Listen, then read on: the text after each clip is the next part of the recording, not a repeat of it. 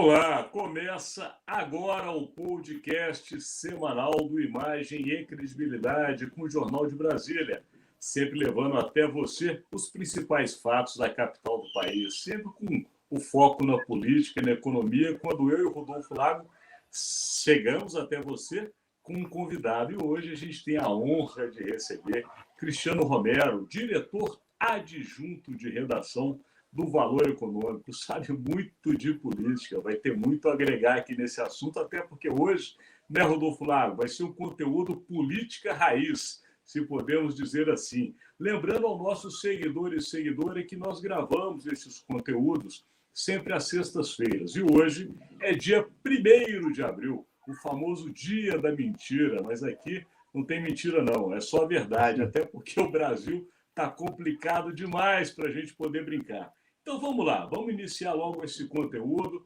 Afinal de contas, o mundo político pensa em eleições, as eleições 22 estão aí colocando seus atores na rua. E ontem, quinta-feira, hein, seguidores e seguidoras, nós tivemos o anúncio das renúncias do governador de São Paulo, João Dória, e do governador do Rio Grande do Sul, Eduardo Leite. O que isso significa? É isso que a gente vai começar a ouvir na análise de Cristiano Romero. Está contigo, seja muito bem-vindo, Cristiano. Bom dia, Alexandre. Bom dia, Rodolfinho. Olha, falar que eu entendo de política diante do Rodolfo Lago chega a ser uma piada, viu, Alexandre? Se tem alguém que conhece política aqui em Brasília, é este nosso colega aqui. Aliás, quando eu comecei a trabalhar, ele era um ombudsman da Agência Brasil. Então, veja, o Rodolfinho precede a todos. Mas, enfim, bom dia, muito obrigado pelo convite, pela honra de estar aqui.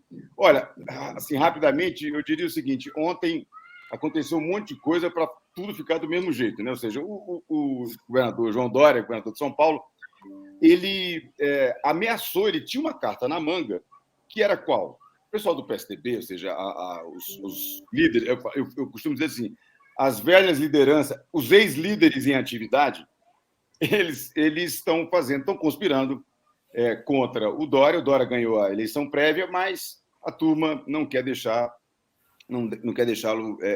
enfim, não quer confirmar a candidatura dele à presidência, né? Então, ontem ele descobriu que ele tinha uma carta na manga, que era qual? O que ele disse? Olha, então tá, vocês vão derrubar minha candidatura na convenção, então é o seguinte, eu não saio, eu renuncio a essa candidatura, essa pré-candidatura, e fico no governo de São Paulo. O resultado disso, para o PSDB, seria de imediato terrível. Por quê? O PSDB, gente, governa o São Paulo, que é o maior estado do país, 36% do PIB, desde 1994. E tem a chance de continuar governando, né? Porque o Dória, todo mundo sabe, fez um bom governo. O governo dele realmente é muito bom. Só que ele, pessoalmente, muito mal avaliado nas pesquisas, né? Então, tem muito mais a ver com a questão da pandemia do que o Bolsonaro conseguiu fazer com ele. Agora, o fato é o seguinte, ele usou essa carta e disse, olha, se vocês, eu fico... Isso aí deixou o vice-governador, o Rodrigo Garcia, desesperado, porque... Desesperado é uma palavra, enfim, é um eufemismo. Na verdade, ele ficou muito chateado, né? Muito bravo com o Dória. Mas fala, Rodolfinho.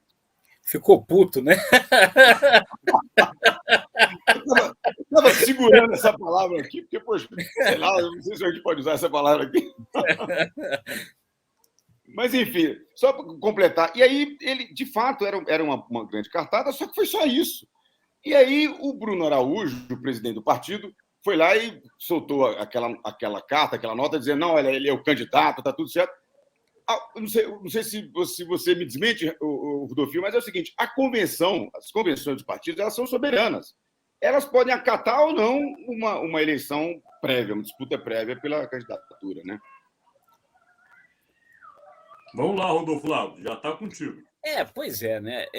O Luiz Eduardo Magalhães, né, Cris? Você lembra disso, né? Grande amigo aí, é uma honra enorme ter você aqui com a gente hoje.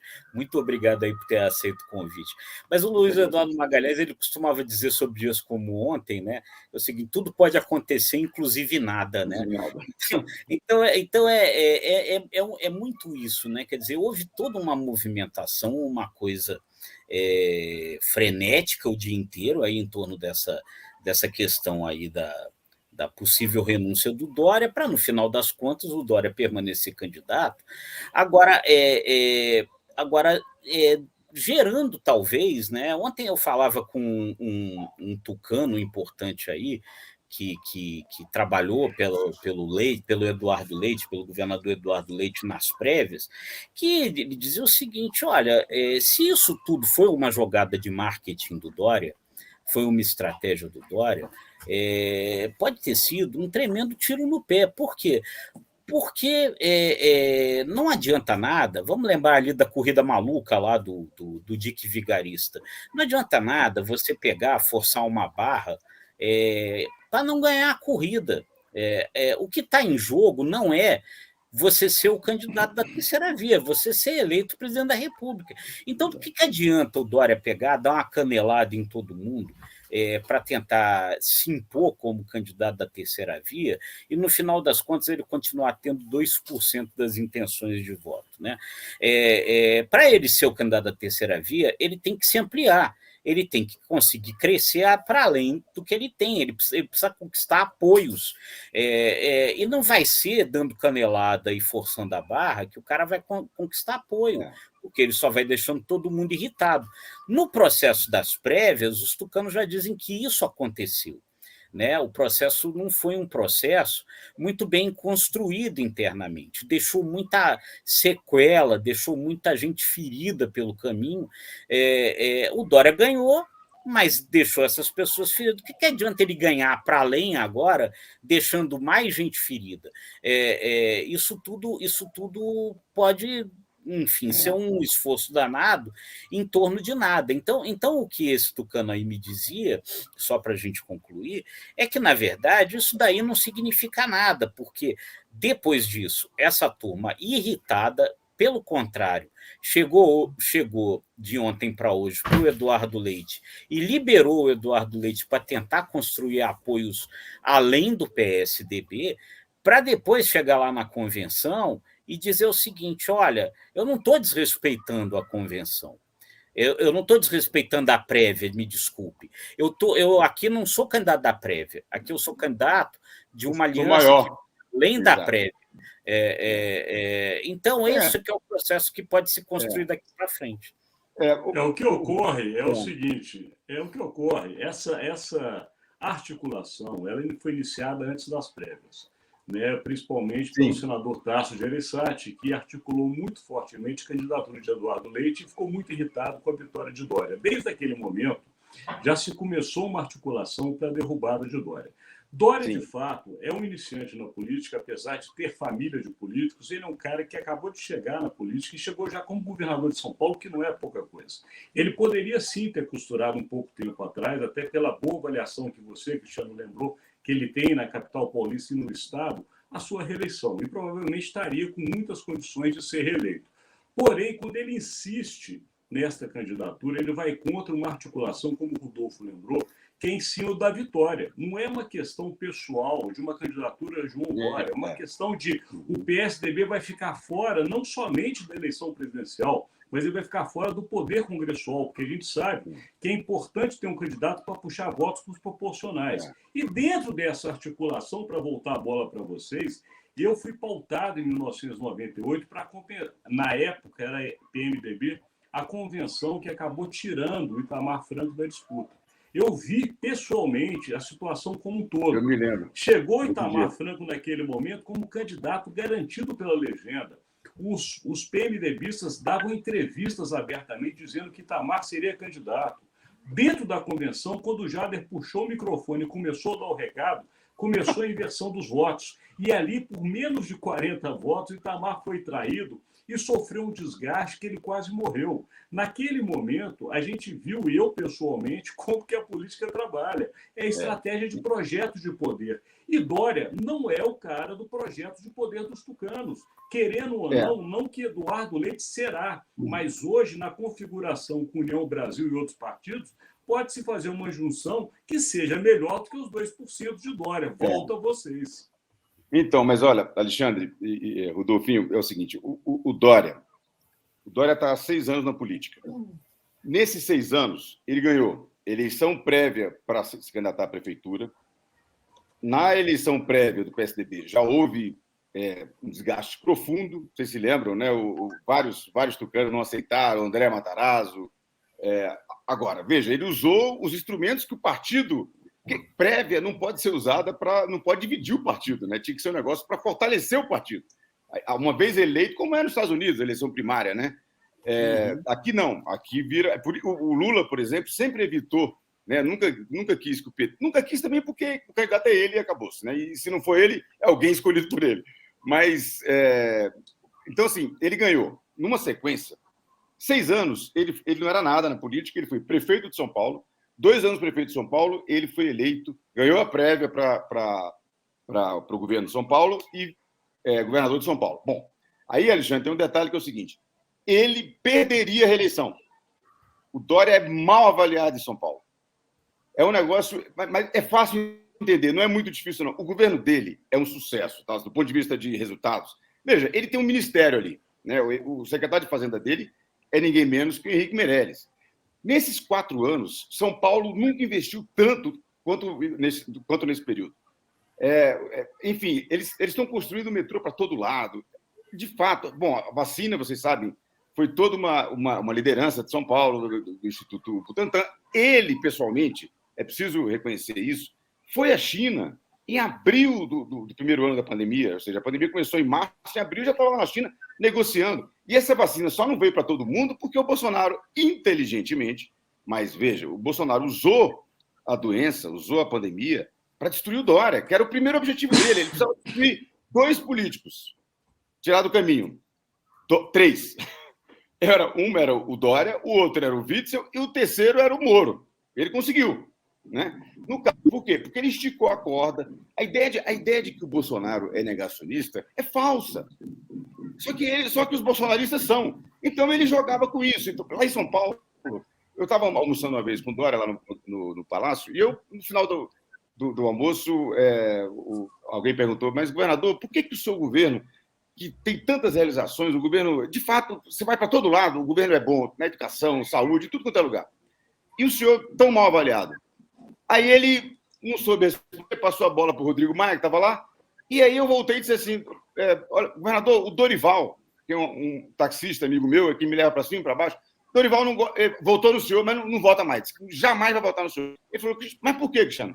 Porque ele acha que o senhor, enfim, causou essa desgraceira de isolamento social, enfim, quebrou os taxistas, não só os taxistas, mas todo o setor de serviço, e ele culpa o senhor. E foi aí, gente. Foi ali que começou o desgaste dele. Agora, só lembrar uma coisa que acho que é importante, que é o seguinte: a gente que está em Brasília e que acompanha o poder, principalmente vocês dois que acompanham mais a miúde, é o seguinte: só existem 2 tipos de políticos. O político com poder e o político que tem expectativa de poder. Até ontem, Dória era um político com poder. Hoje, ele tem expectativa de poder. Hoje, o Rodrigo Garcia é mais poderoso do que ele, que não foi eleito, era vice dele. A candidatura do Dória, ela é inviável. Por isso que eu acho que ela não vai até o fim. Agora, vai ser difícil, porque é o seguinte: porque eles poderiam construir uma saída para o Dória do tipo... Porque o Dória, se ele se candidatasse ao governo de São Paulo, muito dificilmente ele ganharia, e não ganhando, gente, sai da política, concordam? O Instituto da Reeleição, ele é um recall, né? É uma avaliação de quem está governando. Pode ver que é difícil alguém perder, né? Só perde no Rio Grande do Sul, né? Que nunca conseguiu reeleger ninguém, né? Eu até fiquei pensando assim: será que o Eduardo Leite é tão novo, né? Será que ele não foi à eleição, ficou com medo de perder? Mas o fato é isso: eu perderia e sairia da política. Ele indo disputar a presidência, mesmo que ele saísse da eleição com 3%, 3%, gente, ok, porque tem 2 fenômenos ali, Brizola, tem Bolsonaro e Lula. Veja, então ele teria recall para a próxima eleição, porque esses 2 não estarão na outra. Não, isso é um fato. Agora eu queria ir a Rodolfo Lago, até porque, lembrando a vocês, o reloginho não para de correr aqui à minha frente, eu fico de olho nele. Nós ainda temos que falar de Moro, que é importante, temos que falar de Bolsonaro e ainda da janela partidária que está sendo fechada nesse final de semana. Mas, de qualquer maneira, Rodolfo Lago, para a gente tentar esgotar esse assunto dos tucanos, se é que é possível em tão pouco tempo.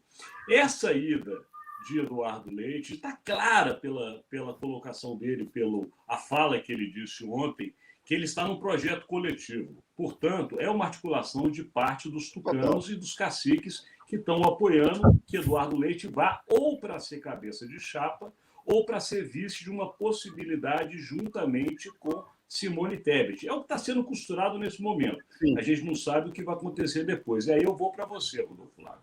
Você acha que esta coligação consegue firmar? Olha, não sei, né, Alexandre, né, Cris, porque o problema é o seguinte, né, é a danada vaidade, né, quer dizer, as conversas todas que estão acontecendo, de fato elas já vêm acontecendo há algum tempo, envolvendo aí o PSDB, o MDB da Simone Tebet e o União Brasil, e o Podemos também participou em alguns momentos aí dessas conversas, eram no sentido do seguinte, eram conversas que exigiriam, vamos dizer assim, certa grandeza no final da história, quer dizer, olha, nós vamos aqui então assumir um compromisso de que em algum momento aí para frente, diante aí do que mostrarem as pesquisas, aqueles que não se viabilizaram abrem mão da candidatura em torno do nome que parecer mais viável. O grande problema, né, é que todo mundo, apesar de só ter 2%, 3% das intenções de voto, acha que é o nome que é viável. E esse é que é o grande problema que está sendo. No fundo, essa jogada toda do Dória ontem foi um pouco isso. Não, o nome viável sou eu tenho certeza que o nome viável sou eu, então eu faço. Exato. E aí, quer dizer... então eu vou pegar nesse gancho seu e já vou passar para o outro que nós temos que falar, e o tempo não para, que é justamente o Sérgio Moro. Porque ontem também, nas novidades da semana, Sérgio Moro, até segundo algumas fontes do Podemos, foi bastante mal educado, para dizer o mínimo do que deu para ouvir, saiu do Podemos de repente e se filiou justamente à União Brasil em São Paulo com uma suposta ideia de candidatura a deputado federal. O que parece para mim, e aí eu volto para vocês, é que, na verdade, o União Brasil está segurando ali um candidato à presidência se essa articulação não der certo com relação a PSDB e MDB. É o Itamar Franco. Vocês? É o Itamar Franco de 98. Eu acho assim, o Sérgio Moro, gente, o Sérgio Moro é candidatíssimo.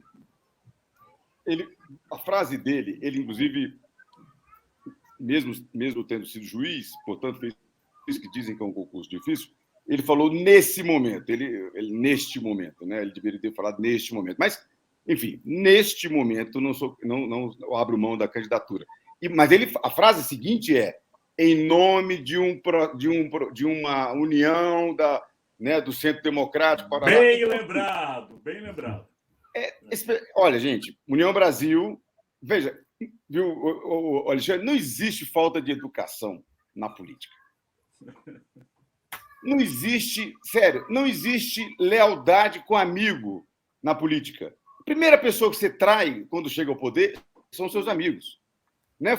Todos, pode ver, Fernando Henrique, todos chegam. A primeira coisa que você faz, porque o amigo nessa hora é um perigo, né? Um desastre. Porque ele acha que pode tudo. Mas o Moro deixou claríssimo que assim está no jogo, mas ele foi interessante. Ele provavelmente, está muito claro que ele é candidatíssimo, mas dentro de uma construção em que talvez ele não seja o cabeça de chapa. Porque, gente, Moro, cabeça de chapa, não tem chance, fica mais difícil ainda. Aliás, assim, dando a minha opinião, eu vou esquentar um pouco o debate, eu acho que a terceira via já morreu há muito tempo. E quanto mais se articula esse negócio de terceira via, mais o Lula e o Bolsonaro crescem. Na verdade, Bolsonaro talvez seja vai ser o terceiro assunto aqui da nossa conversa. Segura aí, vou segurar, deixa o Rodolfo, mas eu acho que o Moro tá entrou no jogo. Ele entrou, mas para compor. Agora, só falar uma última coisa sobre o Dória, que é o seguinte.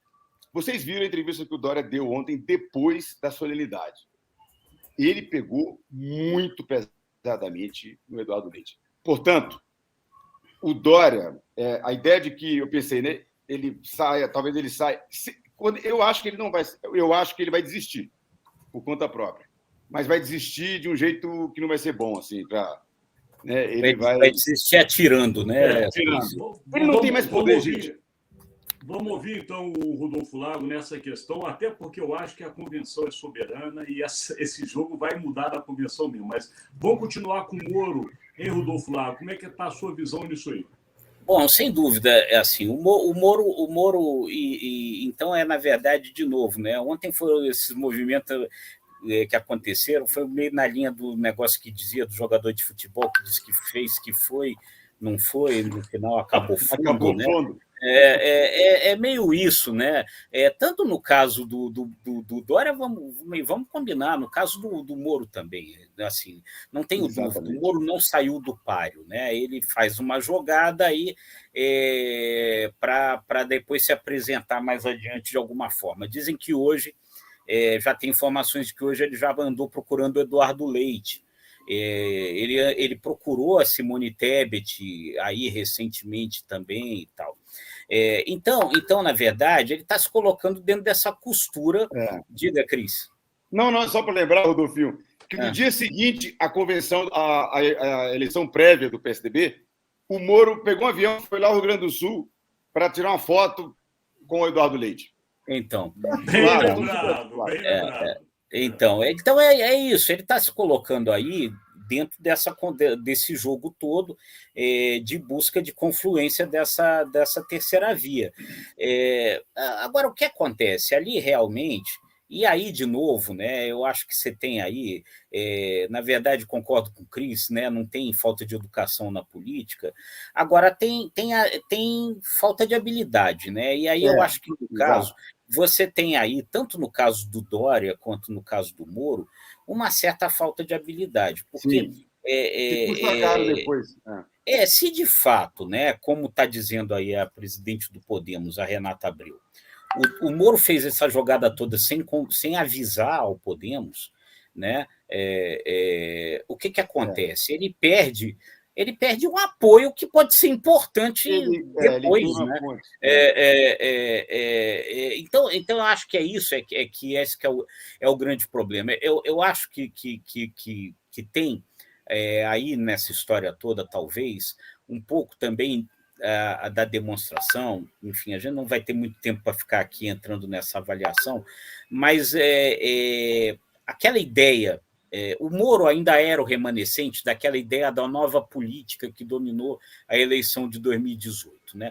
Dos caras que estavam no páreo, era o único que nunca tinha sido nada, nunca tinha governado nada, tal, candidato à presidência da República. E isso é mais um sinal do desgaste que ficou isso. Quer dizer, essa história dessa nova política virou um tremendo 171 para o eleitor e o eleitor não vai mais nessa, já não tinha ido nessa na eleição municipal e não vai nessa na eleição presidencial, porque a essa altura quem é que poderia ser nova política? O Bolsonaro? Bom, o Bolsonaro é o presidente, então o Bolsonaro não é mais nova política. Não. Rodolfo Lago, já fica contigo, já vamos emendar. É Bolsonaro agora a pauta. Vamos lá, porque nós falamos do Ninho Tucano e dessa confusão. Fomos para Sérgio Moro, que está aí nessa tentativa de se viabilizar, mas vamos lá, para quem está no jogo jogando forte, que é o presidente da República. Então, Jair Bolsonaro, nesse momento, está mais feliz ou mais triste, Rodolfo Lago?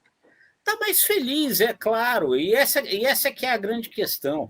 Esse tucano que eu conversei ontem aí ligado ao Eduardo Leite, ele falava o seguinte, cara, isso é uma questão de matemática, né? Então vamos lá, o jogo já era difícil se as pessoas se unissem. Por quê? Porque, vamos lá, vamos ver as pesquisas. O Lula ele tem conseguido sempre se manter na faixa dos 40%. Nenhum movimento ainda derrubou o Lula nessa faixa. Está fazendo o Lula parar de crescer, talvez, mas mantém ele nessa faixa de 40%. O Lula, historicamente, sempre teve em tudo quanto é eleição 30%. Então, vamos dizer que o Lula cai um pouquinho e fica aí na faixa dos 35%. Né? Bolsonaro chegou num determinado momento a cair, voltou aí para a faixa dos 25%. O Ciro Gomes não entra nessas conversas aí de confluência de terceira via. Então, o Ciro Gomes, muito provavelmente, é um nome que vai continuar na disputa. Então, bicho, sobra para tentar unir 30%, em torno de 30%. Então, ainda que se una, é difícil, pô. Ainda que todo mundo se una, é difícil. Então, na verdade, isso tudo é muito complicado. Então, todo esse processo aí, se o Moro não é candidato, pode não ir totalmente. O raciocínio que ele fazia, olha, parte desses votos, se um candidato da terceira via se mostrar viável, pode ser que na saída do Moro ele ganhe esses votos aí, um candidato de centro. Mas se nenhum dos candidatos da terceira via se mostrar viável, certamente não vai ser por Lula que os votos do Moro vão, né? Porque por mais que o Bolsonaro tenha brigado com o Moro, por mais que o Moro tenha saído do governo do Bolsonaro, atirando, denunciando, ele tem muito mais identidade, né? Identidade com o Bolsonaro. Ele é o cara, ele é o juiz que condenou o Moro. Então, é lógico... Condenou o Lula. E condenou o Lula. Nenhum eleitor do Moro vai votar no Lula. Então, Exato. quer dizer, isso só beneficia o Bolsonaro. Rodolfo, a gente está aqui na política raiz completa e vamos passar para o Cristiano Romero. Agora, eu queria só colocar também um ingrediente nessa conversa que a gente está tendo para o nosso seguidor e nossa seguidora, que é o seguinte: a gente está falando de política, mas essa eleição vai definir pela economia. Portanto, seja Moro, seja Simone Tebet, seja João Dória, seja Eduardo Leite, seja Ciro Gomes, seja Jair Bolsonaro, todos que chegarem perto da reeleição, no caso do Bolsonaro ou do Lula, de voltar a ser presidente, porque são os dois que estão na frente, só vão conseguir chegar lá se de fato mostrar para o eleitor que a economia vai melhorar, porque esse é o ponto que está pegando. Mas vamos lá, Cristiano, eu sei que você tem um bom raciocínio com relação a Bolsonaro, principalmente com essas movimentações da semana. Está contigo. Então, eu acho assim, o Bolsonaro chegou ao poder muito em função da disputa fratricida de poder entre PSDB e PT, que defendiam, enfim, que em 16 anos de poder, tirando a Dilma, né? A Dilma foi um ponto fora da curva, fizeram um governo em torno do mesmo programa econômico, com ênfases diferentes aqui e ali, mas, inclusive na área social, muito parecidos também, né? Então, mas a disputa de poder prevaleceu. Não houve, como não há no Brasil, ninguém abre mão de candidatura pelo outro, por causa do país. Ninguém faz isso. Vai todo mundo dizer que faz, mas não faz. E é o seguinte, do jeito que a coisa está indo, o Bolsonaro, na minha opinião, porque é o seguinte, gente, eu não acredito em terceira via, não dá mais tempo. Não dá mais tempo. Você tem a polarização. Para acreditar em terceira via, a gente teria que achar o seguinte, que a polarização acabou. A polarização está aí. Bolsonaro, quando o Bolsonaro tem 25%, significa que não acabou a polarização. E esses 25% são sólidos. Isso aí não desmancha no ar. Isso aí é dele e vai votar nele. Então, vamos lá.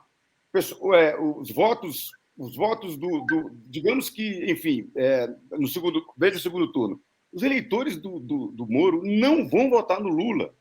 Uma parte do eleitorado do Dória, e veja, o pessoal fala Dória, mas que voto que o Dória tem? Tem, veja, é porque neste momento, parte desse eleitorado está votando, como foi o Alckmin no segundo turno, né? A jogada do Lula foi muito inteligente de trazer o Alckmin, que foi para acabar com a possibilidade de terceira via, certo? Ele trouxe, no fundo, um PSDB que não era mais PSDB, finalmente se juntaram. Mas ele chamou a terceira via para a chapa dele. Para a chapa dele. O Lula realmente é muito inteligente. Agora, o risco, a eleição está começando a caminhar para ficar uma coisa párea. Eu não acredito realmente em terceira via. Veja bem, PSDB vai continuar brigando até a convenção, portanto, eles vão ter pouquíssimo tempo para a campanha, e não acredito, realmente não acho que haja tempo. E o Bolsonaro, vamos lá, agora, só para tocar na economia, Alexandre, que é o seguinte, gente, o Bolsonaro erra pouco na política. Ele erra naquilo que a gente não gosta, que é a questão da civilização, dos modos. Ontem ele atacou o Supremo. Ele, quando ataca o Supremo, ele está atendendo uma parte do eleitorado, aqueles 20% lá. Tá? Agora, vocês viram o que o Bolsonaro fez na Petrobras? Sim. Tirou o general. O que o general fez? O general cometeu um erro capital. Fez um aumento brutal no preço da gasolina antes de o Congresso votar 2 projetos que estavam sendo apreciados. No dia que ele aumenta o preço da gasolina, o Bolsonaro, no dia seguinte, fala: poderia ter esperado, falou com calma, poderia ter esperado, podia aumentar na semana que vem, porque aí o aumento seria diferente. Ali ele estava dizendo: vou tirar esse cara. E botou um sujeito que o mercado aprecia muito mais do que o general. Então, assim, Lampedusa. Ele mudou para não mudar, mas mudou. Botou um cara que o mercado respeita. E essas coisas que o Bolsonaro está fazendo, gente, isso aí, olha só, isso aí na hora H, lá em setembro, tira voto do Lula. Você entende, não? Por quê? Porque o Lula não vai ser eleito com voto do PT, concorda? Só com voto do PT, não tem condições. Claro. O Lula precisa se mostrar o Lula do primeiro mandato. E aí é o seguinte, naquela hora o senhor vai dizer assim: vem cá, quem é que vai... Vem cá, o Bolsonaro fez isso, aquilo fez isso. Mas, olha só, o país no ano passado cresceu 4,3%, este ano cresceu pouco, mas veja, tem uma crise no mundo, inflação, não sei o quê. Mas o Bolsonaro botou na Petrobras um cara assim, Paulo Guedes é o ministro da Economia, todo mundo critica ele, mas ele não é maluco, fez um bocado de coisa, o presidente do Banco Central, Roberto Campos Neto, e por aí vai, gente. Esse tipo de avaliação vai acontecer na época da eleição, e vai pegar um pedaço do eleitorado de classe média, que já estava assim chateado com o Bolsonaro, porque o Bolsonaro fala, enfim, essas coisas todas, é um sujeito que, enfim, homofóbico, racista e tudo mais. O que acontece? Ele chegar ali na véspera, ele vai dizer, vão olhar para o Bolsonaro e vão dizer: o Bolsonaro vai nos garantir a manutenção da agenda que está em vigor no país hoje, que é a agenda liberal. A agenda não é a agenda do PT. Não é a agenda da Dilma. O raciocínio seu está corretíssimo. Além do mais, ele consegue atrair para ele parte do eleitorado que não vota no PT de maneira alguma. E que de maneira alguma. O Lula e qualquer outro candidato vota nesse outro candidato, ainda que seja Bolsonaro. Mas é o seguinte, Rodolfo Lago, eu não tenho mais como seguir nesse tema, mas a gente vai ter que chegar à última pauta, que ainda é janela partidária. Afinal de contas, tivemos as movimentações de hoje. Quando você estiver vendo este conteúdo, seguidor, provavelmente sendo sábado, será o dia que foi fechada a janela partidária. O que é isso? É justamente a possibilidade de trocas de legendas e que tem em vistas as eleições justamente desse ano e tem tudo a ver com a presidência da República. E a movimentação já demonstra um pouco disso, que inclusive Cristiano Romero disse. Então, Rodolfo Lago, explica um pouquinho aí esse movimento do jogo da janela partidária e os partidos que estão crescendo nesta bolsa.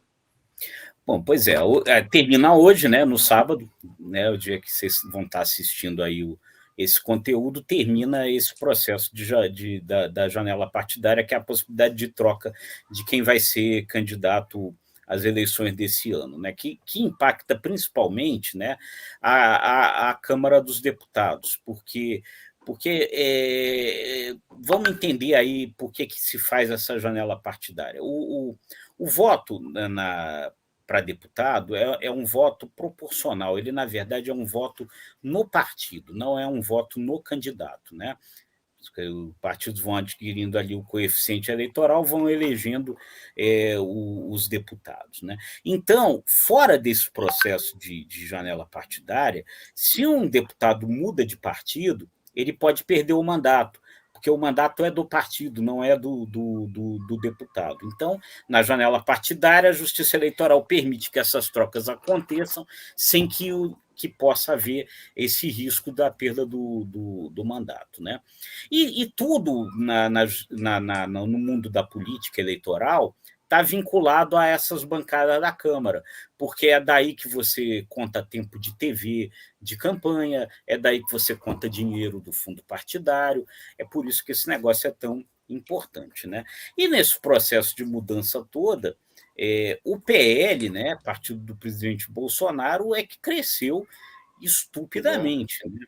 O Pois é. PL se torna a maior bancada da Câmara, pode chegar a 70 deputados. Ela vai ser, de longe, a maior bancada, PT, a segunda, com 53, eu acho. Eu acho que é isso. É em torno de 50, acho que é 53. O PL elegeu 33 deputados, então vocês veem aí o crescimento impressionante do partido. Outros partidos cresceram ali em torno do Bolsonaro também, o PP cresceu um pouco e tal. Então, essa base que o Bolsonaro tem, ela realmente ela se fortalece muito aí nesse processo aí da janela partidária. E teve também uma coisa aí interessante para a gente observar, é que se as federações, os partidos grandes não conseguiram formar federações, né, como se chegou a especular aí no momento. Mas ficou claro que as federações funcionam para os pequenos. Aqueles partidos que tinham ali uma situação de sobrevivência mesmo, que eles não iam adquirir o coeficiente mínimo, né? Fizeram federação, né? Então, Cidadania se federou com o PSDB, o PV se federou com o PT, né? E aí cresceram. O PV teve um crescimento importante. O PV filiou, se eu não me engano, 4 deputados novos, inclusive o deputado Júlio Delgado, né, um deputado do PSB de Minas Gerais, que é um deputado relativamente importante. Por quê? Porque vai estar ligado ao PT. Quer dizer, porque o PT vai puxar os votos desses deputados na candidatura. Coligação para a eleição proporcional não vai ser mais possível, então o caminho é a federação. Então, é uma outra movimentação importante dentro da federação. Rodolfo, a gente tem que falar um pouco mais desse assunto, mas infelizmente o tempo que a gente tem é mínimo, ainda temos a projeção. Portanto, Cristiano, eu quero te passar essa avaliação também que o Rodolfo fez, porque, de fato, essa janela partidária, ela diz muito sobre as eleições, porque, ainda que existam os oportunistas, existem os profissionais. E o crescimento que o PL sofreu ou recebeu com essa janela demonstra um pouco para onde está indo o vento da política. Exatamente. Ou seja, gente, político erra, mas um político erra, mas todos, né? Todos não erram.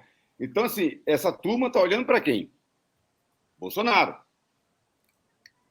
Assim, vamos lá. A projeção que eu faria, Alexandre, é o seguinte, complementando o tema que eu falei, é o seguinte.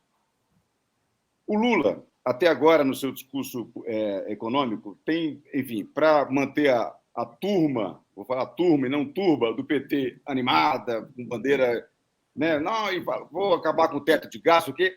Daqui a pouco o Lula não vai mais falar nisso, claro, o Lula é muito pragmático. Agora, mais do que isso, o Brasil, a Dilma cai. A Dilma criou, ela forjou um sentimento antipetista muito forte no Brasil, que não era anti-Lula, até porque o governo do Lula não foi um governo como o dela, de intervenção na economia, de jeito nenhum. O Lula fez um governo neoliberal, quase.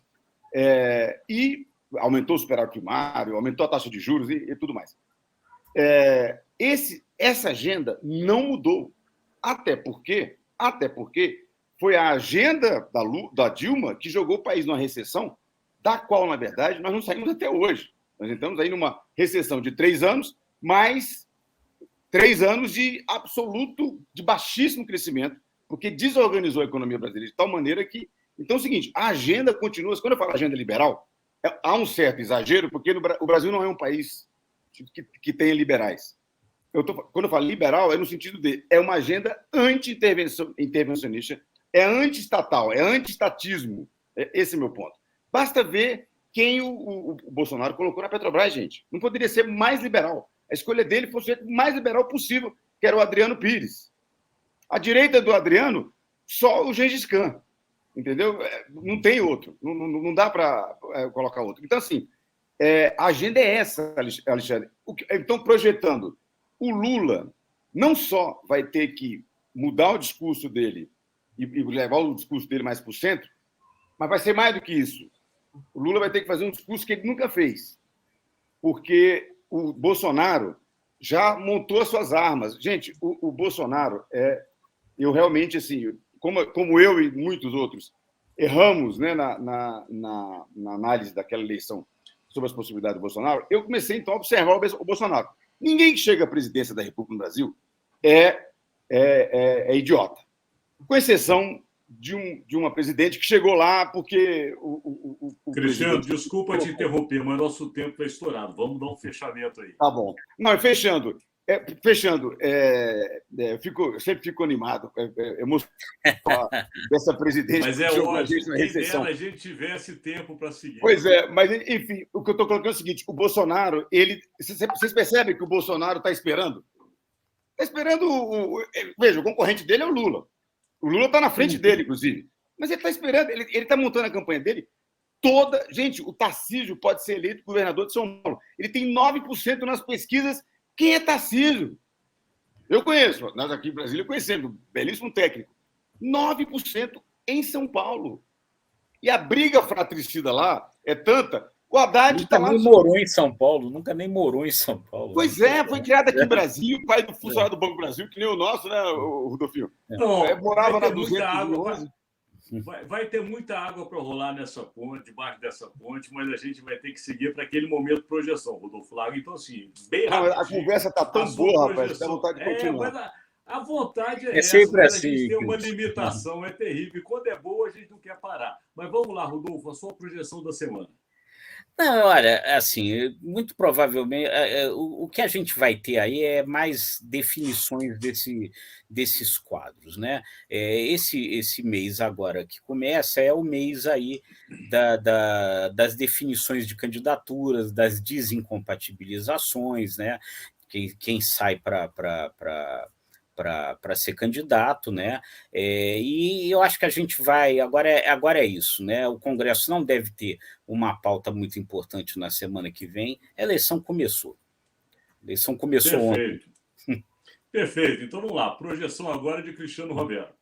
A projeção... Eu ficaria bastante de olho aí nesses dois personagens. No Dória. Gente, o Dória ontem... Porque o que a gente achava? Que ia terminar o dia com a garantia de que ele era candidato, uma coisa escrita em cartório. Mas isso aí ruiu na hora que o Eduardo Leite disse: não, continuo no partido, o candidato é o Dória, mas estou aqui, entendeu? E o partido dizendo assim, que vai, na propaganda eleitoral vai fazer entradas do Leite. Enfim, então, assim, eu realmente ficaria, na próxima semana já, inclusive, de olho no Dória, que eu acho que, sem poder, sem o partido, né, como é que ele vai ser candidato? Então, ele vai acabar desistindo e, portanto, para ele é o fim, neste momento, da política, e ficaria de olho no Moro. Eu acho que o Moro não está entrando para ser cabeça de chapa. O discurso dele é um discurso de composição, porque, convenhamos, já vai ser muito bom para ele, seja o que for, né? Se ele tiver no grupo vencedor... Perfeito, Cristiano. Eu não vou nem fazer projeção, meus amigos, porque eu estou com o relógio aqui, está piscando na minha frente. Mas vamos lá. Mas domingo tem o Fla-Flu, né, Alexandre? Eu e o Rodolfinho... Eu e o Rodolfinho estamos lá. Eu sou galo, eu sou campeão brasileiro, desculpa aí, mas vamos voltar para a política aqui. Lembrando a você, seguidor e seguidora, que eu não vou fazer a projeção, mas você não pode se esquecer que toda a informação que a gente coloca neste conteúdo também está disponível no site do nosso parceiro, que é o Jornal de Brasília.com.br, e também no nosso site, que é o imagemecredibilidade.com. Também nas redes sociais, no Spotify e, enfim, em vários momentos que você queira acompanhar não somente a política, até porque no ICTV, que é o canal do Imagem e Credibilidade no YouTube, nós temos também saúde, cultura, empresa, corporações, psicologia, enfim, um pouco de tudo. Vale a pena você ir lá. E, mais uma vez, agradecemos a presença de Cristiano Romero, chefe de redação adjunto do jornal Valor Econômico. E, Rodolfo Lago, não vai dar tempo de outras despedidas. O relógio está estourado. Mas agradecemos e convidamos que você retorne aqui. Uma conversa maravilhosa, mas que, infelizmente, terá que se encerrar. Lembrando antes de terminar, que temos JBR News, de segunda a sexta-feira, com Rodolfo Lago, de segunda a quinta, e junto comigo às sextas. Um grande abraço e boa semana. Tchau, gente. Cris, um prazer enorme ter você aqui. Muito obrigado a vocês dois. Muito obrigado, Alexandre, pelo convite. Uma honra.